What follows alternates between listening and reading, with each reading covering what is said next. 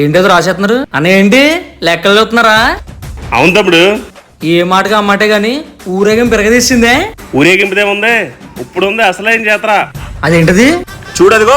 అదేనండి, మన కుర్రలందరూ ఈ వినాయక చవితి ఉత్సవాలు ఇంత ఘనంగా జరగడానికి కారణమైన ప్రతి ఒక్కరికి రిటర్న్ గిఫ్ట్ ఇచ్చేద్దామని ప్రిపేర్ అయిపోయారండి. మనం ఏదైనా పని చేయాలనుకుని మొదలెట్టాలనుకుంటే ఆ వినాయకుని తలుచుకోలేదే ఏ పని మొదలెట్టలేదు. మరి అలాంటిది ఆయన పండుగని ఈ చవితి ఉత్సవాలకి ఘనంగా చేయాలనుకుంటే డబ్బులు కూడా అవసరమే కదండి. మనం ప్రతి చోట వింటూనే ఉంటాం, మనం ఎవరైనా ఏ దేవుడికైనా చందా వేసినప్పుడు వాళ్ళని వాళ్ళ కుటుంబ సభ్యుల్ని ఆ దేవుడు కరుణించి కాపాడాలని కోరుకుంటున్నామని అంటారు. మరి అలాంటిదే ఈ ఉత్సవాల్లో మాకు కూడా డబ్బుల రూపంలో సహాయం చేసిన ప్రతి ఒక్కరికి ఆ దేవుడు మంచిగా చూడాలని కోరుకోవడమే కాకుండా మేము కూడా ఏదోటి చేయాలని ఈ రిటర్న్ గిఫ్ట్లు ఇద్దామని ప్లాన్ చేసామండి. మరి మేము అనుకున్న ఈ ఐడియా ఎలా ఉందో మీరు కూడా చూసి చెప్పండి మరి.